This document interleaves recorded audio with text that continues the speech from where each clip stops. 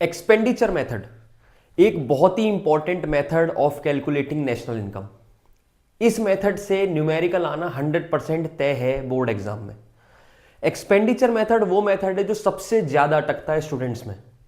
Income method फिर भी students कर लेते हैं, वैल्यू एडिड मेथड फिर भी कर लेते हैं, एक्सपेंडिचर मेथड 1 मिनट में सॉल्व। एक्सपेंडिचर मेथड में आपको न्यूमेरिकल में ये इसी नाम से दे रखा होगा।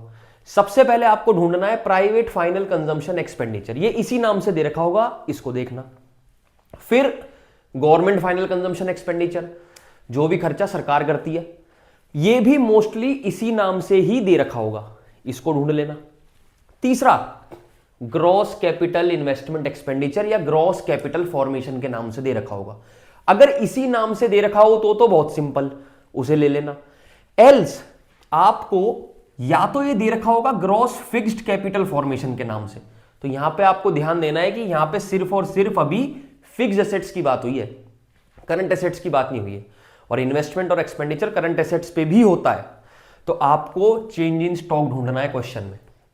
चेंज इन स्टॉक दे रखा हो तो आप इसमें प्लस कर देना, इन दोनों को प्लस करके ये बन जाता है। हमें अल्टीमेटली ये चाहिए, हमने ये दोनों चीजें प्लस करके ये बनाना है। अगर चेंज इन स्टॉक ना दे रखा हो तो आपको ढूंढना है क्लोजिंग स्टॉक और ओपनिंग स्टॉक। क्लोजिंग स्टॉक में से ओपनिंग स्टॉक को माइनस कर दो, चेंज इन स्टॉक आ जाएगा। चेंज इन स्टॉक को ग्रॉस फिक्स्ड कैपिटल फॉर्मेशन में प्लस कर दो, ग्रॉस कैपिटल फॉर्मेशन आ जाएगा। अगला step net exports. Net export ढूंढना है आपको। नेट एक्सपोर्ट ना दे रखा हो तो एक्सपोर्ट और इंपोर्ट को ढूंढना है, और फिर एक्सपोर्ट में से इंपोर्ट माइनस करके आपको ये चारों चीजें प्लस कर देनी है। आपका निकल के आ जाएगा GDPMP. C plus G plus I plus X minus M. X मतलब एक्सपोर्ट, एम मतलब इंपोर्ट। ये चार चीजें प्लस कर दो, जीडीपीएमपी निकल के आ जाएगा आपका। हमें निकालना क्या है? National income. नेशनल इनकम को क्या कहते हैं? एनएनपीएफसी।